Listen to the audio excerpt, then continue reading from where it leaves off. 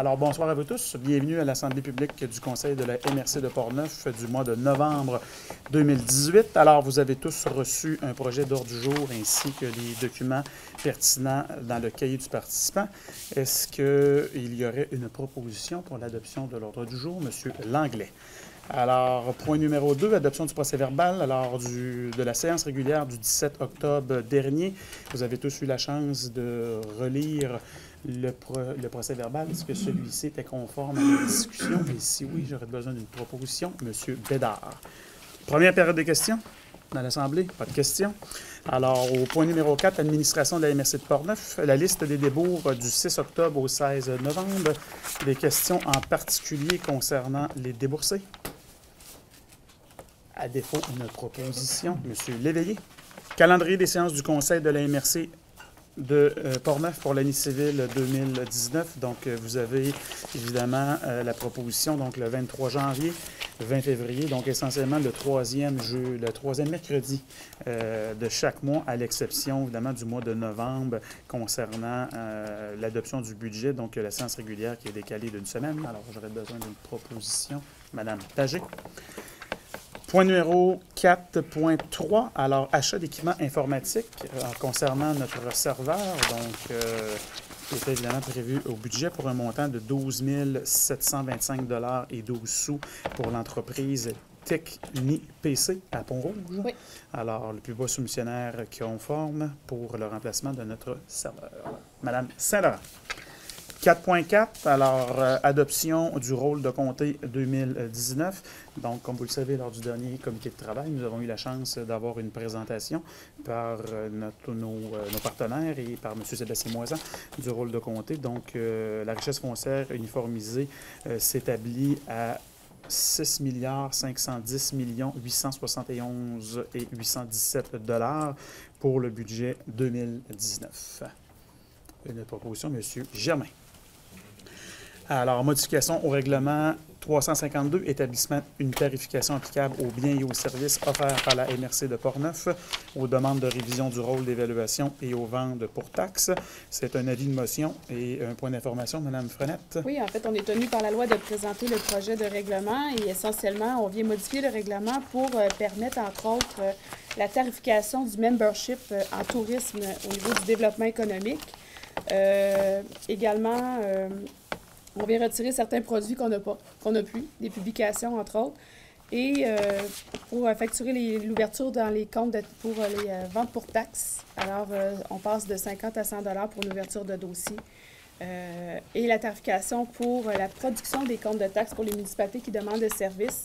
Au lieu d'être à 1 $ du compte de taxes qui n'était plus du tout représentatif de la réalité, on y va en temps réel ou en temps de sous-traitance si on fait appel au service de PG pour réaliser le service. 50 cents?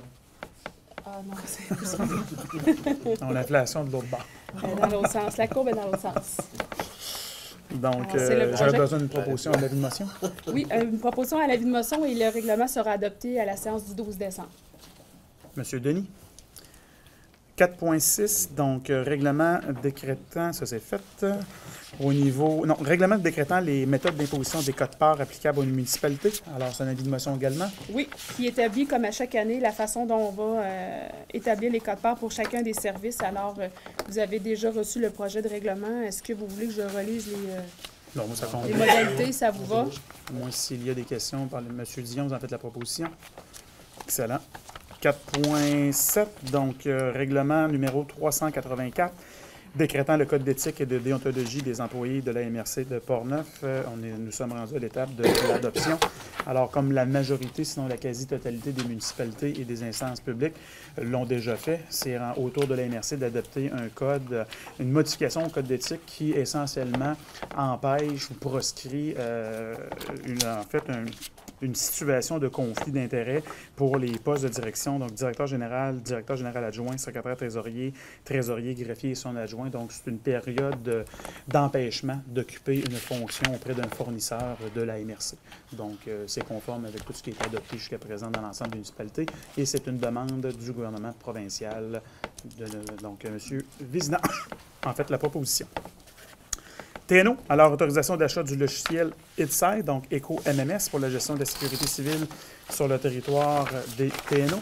Alors, comme nous l'avait été présenté lors du dernier comité de travail et du comité de sécurité incendie, il y a la possibilité de se doter d'un nouvel équipement qui va nous permettre d'améliorer notre déploiement et surtout, je parle de la transmission d'informations en temps réel et des mises à jour. Donc, la proposition, évidemment, c'est je dirais, d'accompagner l'ensemble des autres municipalités, donc former un groupe d'achat qui va nous permettre d'acquérir le logiciel, également par la suite de pouvoir avoir une entente annuelle avec l'entreprise. Donc, le frais de déploiement, évidemment, ça va dépendre du nombre de municipalités. Est-ce qu'on a le nombre? On est à 10. Là. On est déjà donc à 10, donc c'est 7 530 $ et une récurrence annuelle de 2 900 $. Et je sais qu'il y a une subvention pour l'acquisition, Mme Danger? Prochaine résolution, le prochain point. Parfait. La subvention, la demande de subvention. Donc, ce soir, donc, à l'étape numéro 5.1, c'est d'autoriser les TNO à engager cette dépense. Monsieur Langlais. À 5.2, donc, autoriser la directrice générale adjointe de déposer une demande d'aide financière à l'Agence municipale 911 du Québec dans le cadre du volet 1 pour soutenir les actions de préparation au sinistre. Donc, ce qu'on comprend, c'est que c'est une aide financière qui vise à rembourser les frais de déploiement de l'acquisition du logiciel. Exactement. Il y a le volet 1, il y a le volet 2. On attend, le volet 2, on a jusqu'en mars pour déposer la demande. On attend à cette période-là parce qu'on a une marge supplémentaire. On pourrait engager d'autres dépenses là, que l'achat de ce logiciel-là. Donc, on se laissait la marge de manœuvre. Vous allez voir passer la résolution dans un conseil ultérieurement. Fait que là, c'est pour le premier. On demande le maximum là, du volet 1. Ouais, normalement, dans ces programmes-là, pour faire des demandes, il ne faut pas que les sommes soient engagées, mais ça ne dérange pas. Faut que ça soit on peut aller jusqu'à des sommes qui ont été engagées en juin dernier. Okay. Ouais. Donc, oui, ce programme-là, il y a une petite particularité. Oui. Dominique? Question, peut-être un peu en rapport avec la 5.1, mais est-ce que l'achat est conditionnel à l'obtention des subventions? On pourrait l'ajouter. Ça serait demi. Oui. Super. Puis, Donc, de préciser ça à 5.1 que l'acquisition conditionnelle. Bien, puis n'oubliez pas de faire la même chose dans vos municipalités, parce que l'on le fait pour les TNO. C'est fait, M. Dion? OK. Excellent. Donc, ça vous va? Donc, une proposition pour 5.2. M. Arcan. Service de l'aménagement du territoire d'urbanisme. Alors, rapport de la rencontre du comité consultatif agricole, 18 septembre 2018. Une résolution de prendre acte du dépôt. Évidemment, il a été présenté lors du dernier comité de travail. Est-ce qu'il y a des points particuliers, M. Lessard? En fait, c'est pour rendre l'information publique. Le dossier vous a déjà été présenté, donc c'est pour rendre ce rapport-là public. Parfait. Donc, une résolution pour prendre acte du dépôt. Madame Saint-Laurent. Alors, nous avons quelques certificats de conformité. Oui. Donc, il y a quatre règlements qui nous sont déposés pour faire conformité au schéma d'aménagement. Le premier règlement, c'est une modification au règlement de zonage de la municipalité de Saint-Alban. En fait, la modification apportée, ça vise à créer une nouvelle zone qui vient permettre les activités d'extraction, notamment pour l'implantation d'une carrière. C'est un secteur qui est situé à proximité des limites du parc naturel régional. Donc, il y a des études qui ont été demandées par la municipalité pour atténuer les impacts visuels et sonores par rapport au parc régional. Donc, considérant tout cela, c'est conforme aux exigences du schéma d'aménagement. Deuxième règlement, c'est une modification au règlement du zonage de Saint-Marc-des-Carrières. C'est une petite modification de préciser la notion de cours avant. Donc, c'est une petite précision seulement, ça ne pose pas de problème de conformité. Troisième règlement, c'est une modification au règlement de zonage de la ville de Saint-Ramon. Comme tel, c'est l'ajout d'un usage commercial à l'intérieur d'une zone commerciale du périmètre d'urbanisation. La seule particularité, c'est que c'est un secteur à risque d'inondation. Et il y a le cadre normatif là, qui s'applique par rapport aux zones inondables. Donc, le règlement respecte les modalités du schéma d'aménagement. Et quatrième règlement, c'est une modification au règlement de zonage, encore une fois, de la ville de Saint-Raymond. Ça vise à permettre, en fait, les faire mettre dans une zone agroforestière du schéma d'aménagement.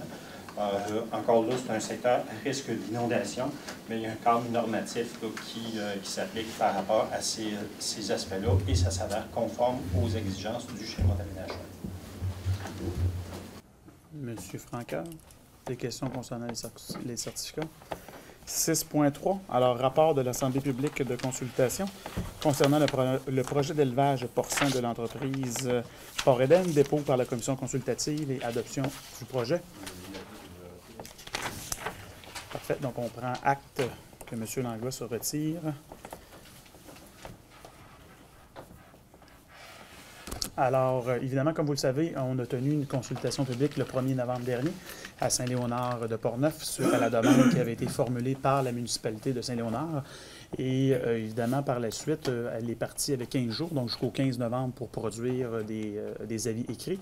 Alors, on a reçu un avis écrit qui émanait de la CAPSA concernant, évidemment, des questions, des préoccupations. Alors, l'ensemble des questions, ou du moins des aspects, des points qui ont été soulevés, ont été reconduits dans le rapport. Le rapport, évidemment, a fait l'objet d'un travail de révision par les membres de la commission d'aménagement qui ont eu la chance là, de regarder, de revisiter avec, évidemment, l'accompagnement du service d'aménagement. Et celui-ci est en tout point conforme. C'est un rapport qui est synthèse. Donc, l'objectif de ce soir, évidemment, c'est d'adopter le rapport de consultation pour que, dès demain matin, il sera transmis, évidemment, à son destinataire, qui est la municipalité de Saint-Léonard, qui verra, évidemment, à prendre acte et, évidemment, par la suite, à continuer le processus. Donc, ce soir, c'est uniquement d'adopter le rapport pour le permettre d'être transmis conformément à nos engagements à la municipalité. Monsieur Alain, vous m'avez fait la proposition. Alors, résolution adoptée. Monsieur Langlois, vous pouvez reprendre votre siège. Donc, nous serions rendus évaluation foncière au niveau du dépôt des rôles, item numéro 7. Alors, évidemment, comme vous le savez, lors du dernier comité de travail, on a déposé les rôles. Donc, c'est de prendre acte du dépôt 2019, 2020, 2021 pour, évidemment, l'établissement du budget qui suivra dans quelques minutes. Monsieur Lépine. Service de développement économique. Alors, entente régionale sur les paysages de la capitale nationale 2019-2022. C'est un renouvellement d'entente. Comme Mme Godin vous l'a expliqué lors du dernier comité de travail, nous faisons partie, excusez-moi, avec d'autres MRC de l'entente paysage. Cette entente est administrée par la MRC de Côte-de-Beaupré et nous avons quand même profité en fait, d'un beau rayonnement au fil des années et le gouvernement souhaite reconduire l'entente. Donc, l'objectif de la résolution, c'est d'entériner évidemment notre intervention est un montant de 15 000 $ annuellement qui est financé évidemment à même le FDT, donc le Fonds de développement des territoires. Monsieur Arcan. 8.2, opération Nez Rouge. Alors, demande de commandite. Alors, évidemment, comme vous le savez, le mois de décembre arrive à grands pas. Qui dit mois de décembre dit activité festive. Et Nez Rouge, évidemment, est basé dans Portneuf. Et il y a une campagne de financement qui permet à Nez Rouge d'accumuler des fonds. Il faut comprendre que Nez Rouge est un partenaire principal de MIRA et que pour Portneuf, ils sont toujours à la recherche de financement pour permettre de remettre un chien guide à une personne dans le besoin. On a déjà eu 2 chiens qui ont été... 3. Ça va être le quatrième. Le quatrième s'en vient. Donc, c'est 30 000 par chien que ça coûte en termes, évidemment, c'est de la formation, c'est de l'entraînement et autres. Et le dernier chien qui avait été remis, c'est pas simplement aux personnes non-voyantes. Il y a des jeunes enfants, il y a des autistes, il y a des personnes qui ont besoin d'accompagnement et ça donne des résultats qui sont fort spectaculaires. On a eu des témoignages fort émouvants l'an passé et ce qu'on souhaite, évidemment, c'est que la Fondation MIRA puisse être en mesure de continuer son investissement et de pouvoir former et entraîner des chiens guides qui vont pouvoir, évidemment, être fort appréciés auprès d'une clientèle qui en ont grandement besoin. Donc, la demande, 500 $. M. Franqueur, vous en faites la proposition pour une commandite. Politique de mise en œuvre du Fonds patrimoine et culture. Alors, comme Mme Trottier nous l'a présenté lors du dernier comité de travail, évidemment, c'est d'adopter une nouvelle politique et de clarifier certains montants qui vont nous permettre de bonifier notre accompagnement dans des projets culturels et le montant qui est fixé dans un maximum de 7 500 $. Madame Pagé, faites la proposition. Rapport de la MRC de Portneuf 2017-2018 au niveau du FDT. Alors, évidemment, lors du dernier comité de travail, Mme Godin vous a fait une présentation avec l'ensemble de la reddition de compte, donc un document qui était fort volumineux. Ce soir, évidemment, c'est d'adopter le tout afin, évidemment, que le tout soit confirmé par résolution par le Conseil des maires. Il sera disponible sur le site Internet dans les prochains jours. Parfait. Monsieur Delisle, en fait de la proposition. Simplement pour vous dire que chaque dollar qui est investi par, évidemment, notre fonds permet d'avoir un levier économique fort intéressant dans Port-Neuf. On parle de... Ah là, c'est une bonne... Est-ce qu'il y a quelqu'un qui a une bonne... Entre 14 et 16 $16 Alors, ça a un impact direct, donc c'est fort intéressant. Et puis, le FDT, évidemment, le Fonds de développement des territoires, c'est une aide qui nous est versée par le gouvernement du Québec, directement à les MRC. L'ensemble des MRC ont leur propre fonds, sauf que ce fonds-là, pour nous, dans Port-Neuf, est fort utile, puis nous permet, évidemment, de participer à la réalisation de nombreux projets qui nous permettent de s'émanciper de manière économique, sociale et culturelle. Donc, 8.5, magazine touristique, octroi d'un contrat pour la production de l'édition 2019, évidemment, concernant le guide touristique. Donc, 8.5, et si on parle d'un montant de... C'est pas tout à fait un montant. En fait, c'est qu'on transfère les inscriptions du membership en tourisme à Tourisme Port-Neuf à la boîte à outils pour qu'elle nous aide et nous seconde dans la réalisation du guide touristique. Ils ont déjà l'expertise. On a déjà fait affaire avec eux dans les années passées. Alors, cette entente-là est nouvelle cette année parce qu'on transfère des sommes d'argent et qu'on veut quand même garder un certain contrôle sur la production du guide. Merci de la précision. Ça fait plaisir. Donc, c'est un accompagnement. Oui. Parfait. Madame Pajot. 8.6, Chemin du Roi. Autorisation à la directrice générale de signer l'entente à intervenir entre le ministère des Transports, de la Mobilité durable et de l'électrification des transports. Alors, comme vous le savez, sur le Chemin du Roi, donc la rue des Arabes et la 338, il y a des affiches bleues avec une petite couronne. Alors, évidemment, c'est de continuer cet investissement. Donc, c'est 5 versements égaux de 1 342 $ par année pendant 5 ans pour nous permettre de continuer à avoir cet affichage qui est fort apprécié par nombreux touristes qui empruntent ce chemin le long du fleuve jusqu'à Montréal. C'est très administratif, mais simplement vous mentionnez que la résolution va être un petit peu modifiée à la fin. Quand on parle que la dépense va être comptabilisée au poste budgétaire du FDT, pour cette année, ça sera budgété dans la promotion média journée web parce que la dépense a été inscrite là quand on a préparé le budget. Le FDT a été complètement dépensé dans les masses salariales et autres du développement économique, mais pour les autres années, on va le prévoir dans le budget que c'est au FDT en tant que tel. Mais pour vous, ça ne change rien. Les codes parts. Ça vous va? Excellent. Comité d'investissement commun? Oui. Madame Frenette? En remplacement de Mme Godin. Oui. Le comité d'investissement a eu sa rencontre mardi matin. Alors, il y a 5-6 projets qui ont été retenus et recommandés et qui sont recommandés au Conseil. Donc, le premier projet est un prêt au niveau du flux FLS de 10 000 $ pour une entreprise en croissance et en développement qui est déjà installée, mais qui a besoin d'un coup de pouce pour aller un petit peu plus loin dans sa mission. Ensuite, Mobilité hors piste, qui est une nouvelle entreprise en démarrage. Nous allons les aider au niveau de la création du site web et la recherche et du développement. Alors, il y a 3 subventions dans le volet 1, 7 et 8 du fonds de croissance. Freneco a fait une demande pour moderniser son site web corporatif. Alors, le comité vous recommande d'octroyer 3 600 $ dans le volet 7 au niveau du numérique. Denrée également a demandé à moderniser son site web transactionnel à ce moment-ci. Et le comité vous recommande, dans le fonds de croissance toujours, un 4 000 $ de subvention. Fabrication C4N, toujours dans le fonds de croissance, c'est de les aider à créer leur site web et à faire de la recherche et du développement dans un produit qui va avoir une niche spéciale qui n'existe pas. Donc, c'est super intéressant aussi comme projet. Et finalement, on a eu une demande pour prolonger l'échéance d'un pont financier avec le FLI pour une entreprise qui est en restructuration. Donc, il demande une extension du pont financier pour 6 mois. Et le comité vous le recommande. Parfait. Une proposition en ce sens. Monsieur Alain? Dossiers régionaux. Entente intermunicipale relative à la garde, l'opération d'entretien d'équipement pour la mise en œuvre du protocole local d'intervention d'urgence en milieu isolé de la MRC. Autorisation de signature pour information.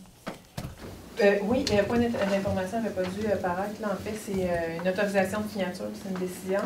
Vous avez reçu le projet d'entente là, avec les documents. C'est une entente qui vient lier la municipalité, la MRC en tant que municipalité des Quénots, puis municipalité régionale de comté, et les municipalités qui veulent bien adhérer à l'entente. Et aussi qui délègue là, la cellule régionale d'intervention d'urgence en milieu isolé à 3 municipalités là, telles qui a été discutées au comité de travail. Donc, ces 3 municipalités étant Saint-Raymond, Pont-Rouge et Saint-Casimir. Donc, toutes les modalités sont dans l'entente. Vous avez, je ne sais pas si vous voulez qu'on rentre plus dans les détails là, pour les modalités de l'entente, mais c'est elle qui avait été discutée au comité de travail. En fait, je vais profiter de l'occasion parce que les médias sont là pour vous expliquer un petit peu le contexte. Ah, Comme vous le savez, c'est un dossier qui a été, qui a progressé depuis plusieurs mois. La MRC de Portneuf avait décidé de se doter d'une certaine forme d'encadrement au niveau des interventions hors réseau routier. Il faut comprendre que notre territoire, la MRC de Portneuf, est un vaste territoire et qu'il y a beaucoup, évidemment, de territoires qui sont, on va dire, entre parenthèses, isolés, donc qui ne sont pas accessibles par un chemin public. Alors, le gouvernement du Québec avait déployé, il y a 18 mois environ, un nouveau programme qui permettait aux MRC qui étaient intéressés de pouvoir commencer à investir dans l'achat d'équipements, formation, coordination, d'un plan de mesures d'urgence, mais également de la formation de ressources humaines pour faire des interventions en milieu isolé. C'est parti d'où, cette aventure-là, mais il faut comprendre qu'à un moment donné, il est arrivé quelque chose, un incident malheureux, et il y a eu une certaine désincoordination entre les ambulanciers, les services incendies et les membres de la Sûreté du Québec. Qui fait quoi, comment, quand, puis c'est qui assume le leadership. Alors, nous, quand on a été confrontés à cette réalité-là, on a décidé de prendre nos responsabilités et de réunir les différents artisans au niveau de la table, Sûreté du Québec, paramédic, incendie et politique, et même les directions générales, pour dire, mais comment on fait dans Portneuf pour tenter d'être en mesure de répondre à des demandes, parce qu'on prend uniquement les territoires non organisés, on prend Rivière-à-Pierre, on a beaucoup de motoneigistes, on a des quadistes, on a dans l'Ouest, on a même le fleuve, donc on avait convenu qu'on devait évidemment saisir des opportunités. Et il a été convenu qu'on dépose une demande. Et la demande d'aide financière a été acceptée dans sa totalité. Donc, c'est un montant de 205 000 qui avait été accepté pour être versé à la MRC. Et ce qu'on a travaillé après cette annonce-là, c'est au déploiement, évidemment, des différents achats d'équipements. Et on avait toujours souhaité, en fait, puis on était animé par une volonté de régionaliser l'intervention. Sauf que, statistiquement parlant, on avait beaucoup plus de demandes au niveau central, au niveau du nord. Donc, c'est Saint-Raymond, Rivière-à-Pierre et TNO, puis c'était comme ça. Alors, en cours de processus de négociation puis de discussion pour déployer le protocole, bien, on s'est rendu compte que là, il y a eu comme une augmentation de cas dans l'Ouest, au Sud également. Donc, puis je tiens à souligner honnêtement l'excellente collaboration de la mutuelle des chefs et des chefs incendies qui ont participé. On a eu des opportunités de travailler en toute collégialité et on a été en mesure de constater que, pourquoi pas, on devrait tenter de déployer les ressources dans 3 secteurs. Et c'est comme ça qu'a été identifié la cellule, on va appeler Nord, cellule plus Sud, et la cellule, évidemment, dans l'Ouest à Saint-Casimir, qui va nous permettre assurément d'avoir une formation, évidemment, de personnes qualifiées, tant au niveau de ressources techniques que de techniques d'intervention, puis de permettre, évidemment, aux gens qui vont décider de profiter du plein air dans Portneuf, de s'émanciper dans la villégiature, mais s'il arrive malheureusement un incident, bien, nos corps de pompiers sont toujours les premiers sur la ligne de feu, sauf que de leur aveu eux-mêmes, des fois, ils n'ont pas d'équipement, ils n'ont pas la formation d'y aller. Donc là, on va avoir évidemment des ressources sur 3 sites stratégiques du territoire qui vont être formés et on espère évidemment que c'est simplement le premier chapitre parce qu'il va toujours avoir des interventions en milieu isolé. Et Portneuf, je pense qu'on assume nos responsabilités en fonction du territoire que nous connaissons. Donc, c'est un excellent travail qui a été fait. Puis, je tiens à féliciter Mme Danjou qui a travaillé à la coordination, puis surtout également à la recherche d'informations. Elle nous a accompagnés de manière, en fait, d'excellente manière tout au long de ce processus-là, à alimenter les discussions. Alors, ça nous permet aujourd'hui d'avoir un protocole que je pense qui va être à l'image de la MRC. Et j'espère évidemment qu'on n'aura pas beaucoup d'interventions, parce qu'on ne s'en souhaite pas, mais les interventions que nous aurons, on sera capable évidemment d'y répondre avec efficacité. Monsieur Lépine? Lorsque ça va arriver, moi, je suis possible ou pas en tête, ça va diriger directement vers ces 3 centres-là.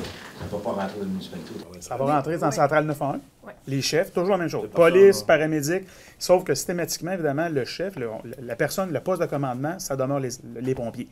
Eux, ils vont avoir, évidemment, ils n'auront pas le réflexe, ça va être instinctif, d'appeler une cellule. De dire, bon, mais c'est soit Saint-Casimir, soit Saint-Raymond, soit Pont-Rouge, et même pour avoir 2 cellules. La cellule de Saint-Casimir pour commencer, par exemple, un incident au parc régional, puis qui ont besoin, évidemment, de renfort. Mais la gang de Saint-Raymond peuvent débarquer aussi.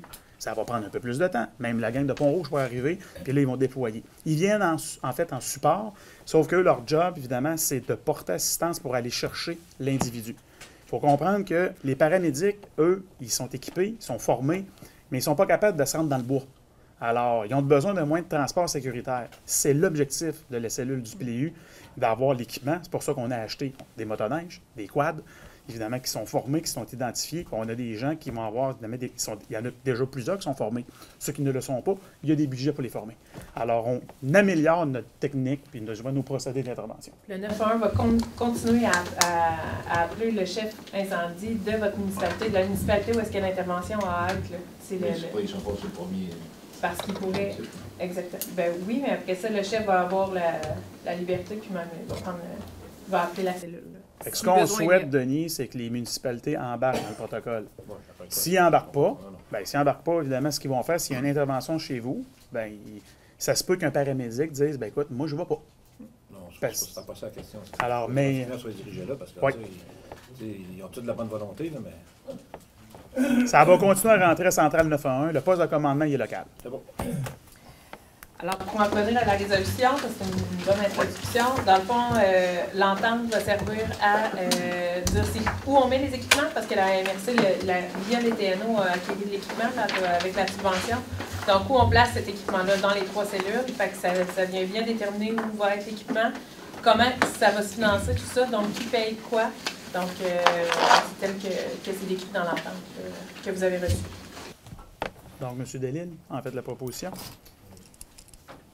9.2. C'est le protocole. Le protocole qu'on dépose, qui a été évidemment présenté lors du dernier comité de travail. Exactement. Le dépôt, puis on envoie une adoption régionale. Après ça, on va refiner le protocole ainsi que l'entente qu'on vient d'entégner dans vos municipalités pour adoption aussi. Et 9.3. Protocole d'urgence, modification à l'autorisation d'achat. Oui. Dans le fond, au dernier conseil, on avait eu une résolution pour l'achat des équipements via la subvention du MSP qu'on avait reçue. Il y avait juste une petite mention là, pour les formations, dans le fond, que c'était la ville de Saint-Basile qui allait être le délégataire. Dans le fond, pour des raisons administratives, ça serait plus simple qu'on passe par un organisme là, qui est Formation Prévention Secours, qui est dans la région, qui fait des formations de ce type. Donc, c'est changer ça, puis les grands livres là, dans lesquels on va prendre les fonds. Donc, c'est seulement ça, des modifications. On a besoin d'une résolution. Modification cléricale. Oui. Monsieur Tessier-Perry. Point numéro 10, rapport des comités, commission. Commission de sécurité publique, mois de décembre. Sécurité incendie, évidemment, c'est le PLU. Commission d'administration, on n'a pas eu. Environnement. Non. Développement économique, on a eu une rencontre semaine passée. Essentiellement pour vous dire que nos discussions concernant le regroupement, ou la mise en place d'une chambre régionale se poursuivent. Alors, on va rencontrer les différents représentants au cours des prochaines semaines. Alors, on va vous revenir par la suite. C'est une démarche que nous avons initiée depuis plusieurs mois pour non pas unifier ou fusionner les chambres, parce que chacune des chambres vont demeurer, sauf que les chambres avaient manifesté un intérêt à pouvoir participer à des activités regroupées.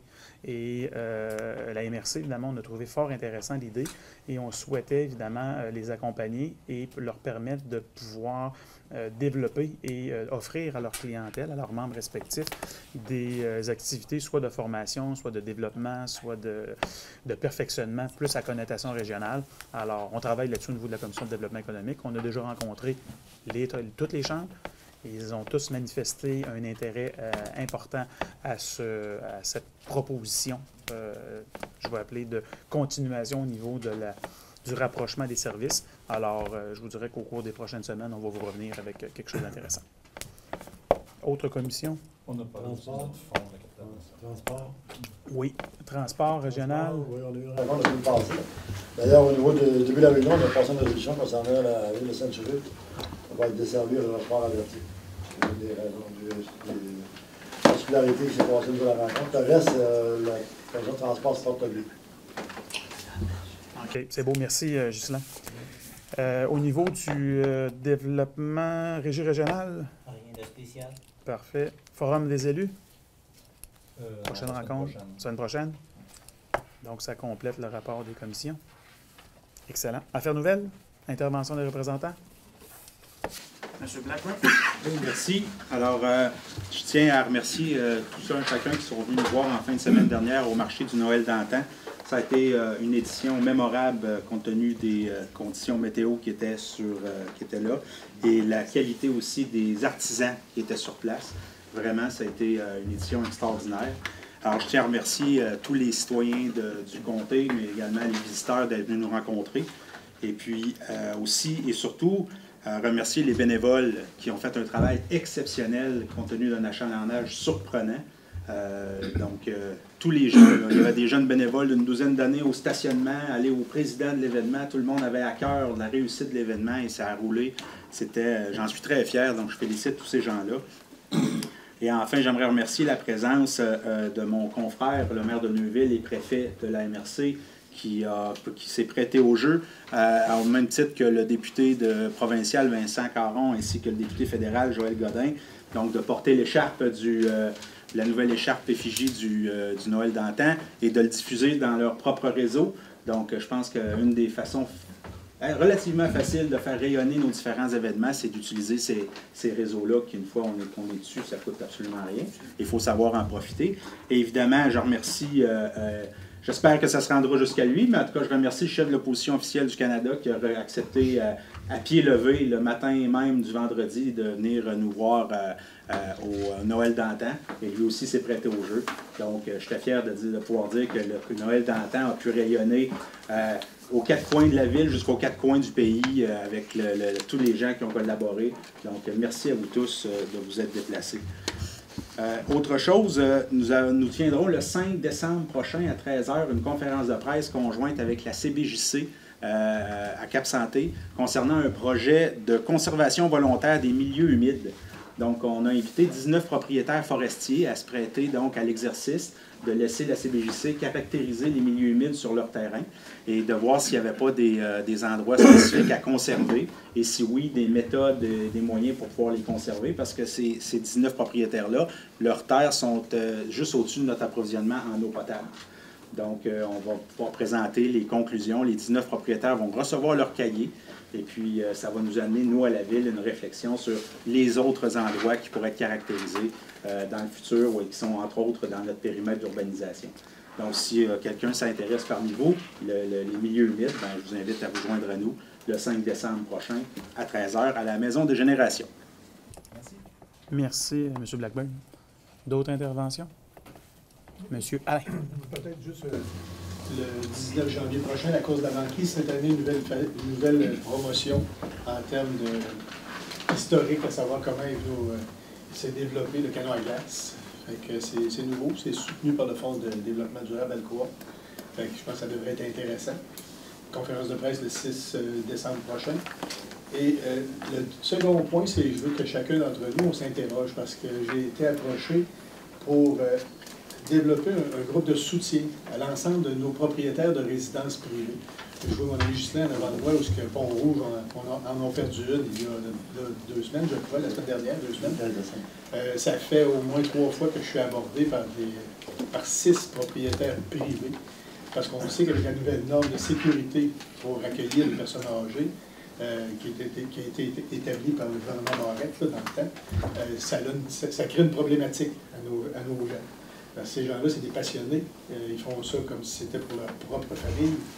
Mais il n'y a pas personne pour leur aider à la difficulté. J'ai à rencontrer encore une fois les 6 propriétaires que j'avais rencontrés l'été dernier. Puis l'idée, c'est qu'on s'interroge tout le monde, qu'est-ce qu'on pourrait faire pour les soutenir? Parce que techniquement parlant, la faiblesse est à ce niveau-là. Au niveau du CIUS, lorsqu'on avait eu la rencontre avec le comité de citoyens, le CIUS est ouvert à un soutien. Mais il faut falloir s'interroger sur à quel point on va lui donner. C'est juste une question de sensibilisation parce que... Je veux juste Oui. Ça fait le tour, c'est pour ouvrir la porte. Pour enchérir ce que M. Alain vient de dire, chez nous, on vient de faire le foyer de 37 personnes. C'est que je pense que c'est provincial dans le moment. Il y a quand même une espèce de mouvement là, où ça se détériore. On dit qu'on n'a plus de place pour nos personnes âgées. On a des places pour les enfants. On s'occupe des enfants à l'école, on s'occupe de tout. Là. On s'occupe des loisirs, culture, mais nos personnes âgées, on est comme délaissés. Les normes gouvernementales ont fait en sorte que plusieurs sont obligés de fermer. Là, je pense que je me dis, moi, comme ville, j'ai un petit peu la responsabilité de ça. Je m'occupe de mes citoyens. Je m'apprête à essayer de faire quelque chose dans ce sens-là. J'aimerais ça que la MRC aussi, peut-être dans un venir approché, en plus de se pencher là-dessus, sensibiliser notre gouvernement. On dirait qu'il passe en cause de route, c'est Port-Neuf, je pense que d'après la ville, là, il n'en reste pas beaucoup, là. Une ferme de tour à tour. Mais là, juste pour m'assurer qu'on comprend bien, ma compréhension, c'est que c'est des obligations additionnelles financières sur les mises à niveau d'immeubles suite à la tragédie de l'île verte. C'est ça, là. C'est un des... Il faut se souvenir qu'une réalité, là, il faut se souvenir d'une réalité, c'est que le gouvernement a annoncé une subvention de 3 000 par porte pour mettre nos résidences privées aux normes. Il y a des gicleurs. Il y a des gicleurs, mais malheureusement, l'humain étant ce qu'il est, les vendeurs de gicleurs, ben, ils ont ajusté le prix en fonction de la subvention. Fait que les gens sont plus capables de se rattraper. L'idée, c'est qu'il y a besoin de soutien. Je pense de principe, on va embarquer avec eux autres, parce que le président fondateur avait 29 ans à la maison des aînés, puis on en est rendu là, nous autres aussi. On n'a même pas cette pression d'eau, le gicleur, on a 3 étages. On a 3 employés 24 heures par jour pour 3 personnes. Soit dans le gros CHLD, il y a une personne pour 45 personnes, en tout cas, pour un retour différent, mais si ça part, nous, chez nous, ça fait 29 ans qu'ils sont là. Ils sont rentrés avec un horaire. Il vient là-bas 37, on a le... Je comprends que vous voulez nous sensibiliser qu'on est en train de vivre les contre-coups de ces nouvelles exigences gouvernementales. OK. Bien, merci, M. Alain. Il y a un sérieux problème de personnel aussi. Oui, ça suit. Oui, mais c'est au départ, c'est pas juste ça. C'est plus le niveau de C'était juste ça. C'était ça aussi. M. Dion? Justement, relativement à ça, le CIUS, le capitaine national, a tenu sa réunion de CA. Il a tenu son CA le 20 novembre dernier à Saint-Raymond. Puis M. Julien Ponroul était là pour y adresser la question finalement au conseil d'administration. Relativement à cette résidence. Ils sont là, ils sont informés eux aussi. Ah oui, effectivement. Mais pour les sensibiliser davantage, on pourra faire des solutions, peu importe. On est capable de leur rappeler. Aussi, on a posé d'autres questions concernant les médecins. On veut plus de médecins dans le parcours pour les sensibiliser à cet effet-là. On a 2 nouveaux médecins qui viennent l'année prochaine, en 2019. On aimerait en avoir plus. Puis aussi, on a su qu'au niveau du cancer du sein, il y a des femmes de Port-Neuf qui ont été avisées qu'ils recevraient leur radiothérapie finalement à Trois-Rivières, au lit de Québec. Alors, on les serait sensibilisés aussi. Quand tu parles de Saint-Raymond vers Trois-Rivières, c'est pas la même chose de la pierre beaucoup plus facile à faire. Il faut que tu fasses 220 km pour savoir ton traitement. Et là, actuellement, il y a trop de demandes à Québec.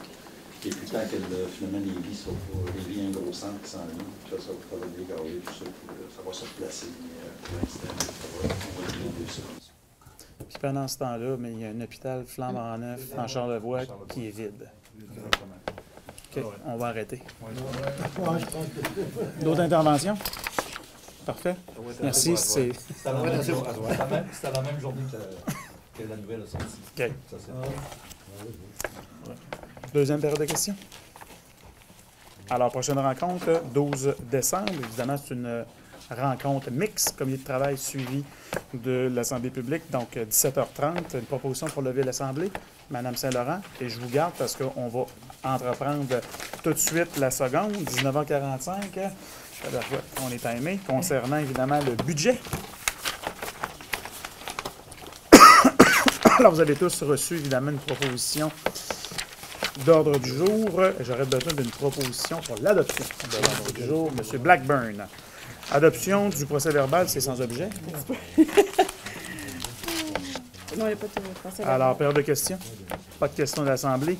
Alors, nous sommes rendus évidemment au point principal, qui est le point numéro 4 au niveau du budget. Alors, comme nous sommes confrontés aux obligations, chaque année, un budget doit être approuvé. Le budget de la MRC de Portneuf 2019 a fait l'objet d'une révision et d'une analyse en profondeur par un comité de priorité qui a été mandaté et qui s'est réuni à 2 reprises au mois d'octobre pour analyser, dans un premier temps, l'ensemble des demandes qui nous ont été adressées, parce que comme corps public, évidemment, vous le savez tous, on est sollicité. La MRC ne fait pas exception à la règle. Donc, nous avons eu la chance de rencontrer nos différents organismes, différents partenaires, honnêtement, et ça nous permet toujours d'avoir une certaine mise à niveau de leurs activités antérieures, mais également sur leur planification au cours des prochaines années. Donc, on a des gens qui sont vraiment engagés et motivés dans leur champ d'exercice. Et évidemment, par la suite, on doit avoir le travail d'analyser les revenus et les dépenses. Donc, essentiellement, pour le budget de 2019, la MRC de Portneuf augmente en fait son budget d'un montant de 423 000 $. Sauf que cette augmentation de budget, donc de nos revenus versus nos dépenses, n'auront pas d'impact sur la quote-part. Donc, les quote-part de l'ensemble des municipalités, donc les revenus que nous allons puiser des quote-part seront maintenus au même niveau que pour l'année 2018, qui est une excellente nouvelle, non seulement pour, évidemment, les municipalités constituantes, mais également l'ensemble des citoyens, parce que la quote-part de la MRC, évidemment, est intégrée dans les budgets locaux. Puis les budgets locaux, mais ils sont administrés par un compte de taxes. Donc, on était très fiers, le comité de priorité, de pouvoir, en fait, annoncer cette nouvelle. Et vous allez me dire, bien, comment on fait pour maintenir les quote-part au même niveau puis d'augmenter nos revenus de dépenses?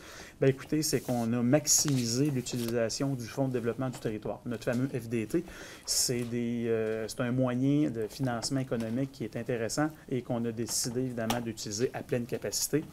Et c'est l'un des objectifs qui nous a permis de se dégager des marges de manœuvre. On a eu des revenus additionnels au niveau du pacte fiscal, des entrées additionnelles, et il y a eu des dépenses qui n'ont pas été engagées dans l'année en cours, qui nous ont permis, évidemment, de nous dégager des marges de manœuvre. Donc, essentiellement, on va appeler nos parts de revenus sont à peu près dans les mêmes proportions que les années précédentes, on appelle la part du gâteau, et les dépenses, évidemment, dans tous les secteurs, sont relativement les mêmes. Donc, sans aller, évidemment, dans les détails, évidemment, le budget va devenir public, mais il y a des accords pour arriver à notre 423 000 $. Il y a différents postes qui augmentent au fil des années, sauf qu'ils sont compensés en grande partie par des revenus équivalents qui sont à même, évidemment, le Fonds de développement du territoire et, évidemment, des surplus que nous avons affectés. Donc, pour les municipalités, évidemment, pour la majorité des municipalités, leur budget ou leur quote-part est relativement les mêmes. Par contre, il y a des municipalités que leur quote-part va se voir augmenter parce que leur richesse foncière a augmenté. Puis c'est bien correct. Alors, ils ont eu plus de construction, une augmentation des valeurs. Et pour les autres, évidemment, il y a certaines diminutions. Mais dans l'ensemble, c'est quand même un statu quo qui est assez évidemment probant sur l'année 2018. Donc, si on regarde la tendance au niveau des 5 dernières années, bien, on voit que depuis 2015, les quote-part, évidemment, qui sont puisés à équilibrer le budget, il y a quand même une certaine stabilité. Il y a eu une petite augmentation, il y a eu une diminution, mais dans l'ensemble, on tient le cap. Alors, évidemment, je tiens à souligner, c'est l'excellent travail d'abord de l'administration qui s'assure d'avoir un suivi rigoureux de leur budget annuel que nous adoptons ici, mais également de l'ensemble des participants qui mettent en fait toute leur expertise et leur connaissance dans le comité de priorité pour s'assurer qu'on maximise nos entrées en termes de fonds publics et qu'on s'assure que les dépenses que nous engageons soient nécessaires, mais également qu'il y ait un impact. Donc, ce n'est pas une question de montant. On peut s'ostiner sur des dépenses de 1 000 $, puis on peut s'entendre rapidement sur une dépense de dizaines de milliers de dollars. L'important, c'est qu'elle doit être justifiée puis qu'il y ait une retombée régionale. Alors, à tous les membres qui ont participé au comité de priorité, puis également aux membres du conseil de la MRC qui appuient nos démarches, bien, merci. Puis merci à José et son équipe. J'ai eu la chance de la remercier lors du comité de travail, mais là, je profite de la caméra. Le budget 2019 porte une signature Josée Frenette. Elle a travaillé fort, je sais. Je sais qu'elle a travaillé très fort parce qu'elle m'a échangé beaucoup de questions et des réponses. Et, écoute, tu peux être fière, Josée, tu as travaillé de manière exemplaire. Alors, bravo, ma chère. Merci. Alors, on peut t'applaudir. Donc, les télés sont toutes en couleur aujourd'hui. Ils vont toutes voir que je suis rouge comme une tomate. C'est pas grave, c'est pas grave. Il faut quasiment l'accepter. Alors là, 4.1, présentation sommaire du budget de la MRC. Donc là, on a besoin 4.2, adoption des prévisions budgétaires pour l'année 2019 concernant toutes les municipalités. Donc, c'est des résolutions, évidemment, qui sont... Il faut séparer le budget en plusieurs volets parce qu'il faut adopter selon les intérêts de chacune. Donc, si on parle de transport adapté, il va y avoir uniquement les municipalités concernées. Mais là, la première résolution, ça concerne tout le monde. Donc, tout le monde est appelé au vote pour le budget de 4.2.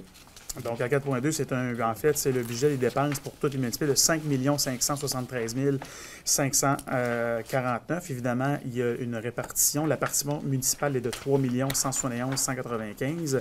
Et évidemment, il y a des surplus libres. Donc, vous avez tout le détail. Donc, une proposition, M. Tessier-Perret. J'en ferai la proposition, mais avec une certaine requête spécifique. Allez-y. J'aimerais ça que José et tous les directeurs de services que vous envoyez à chaque municipalité, la nomenclature que toutes les municipalités pourraient avoir en offre de service de la part de la MRC. Pour être plus précis? Ben, mettons, là, le secteur du développement économique, quels services qu'ils peuvent offrir aux municipalités? On va savoir un listing, chaque département de la MRC, que toutes les municipalités aient ça, pour savoir quel bénéfice on peut retirer de la MRC. Ça sert à quoi?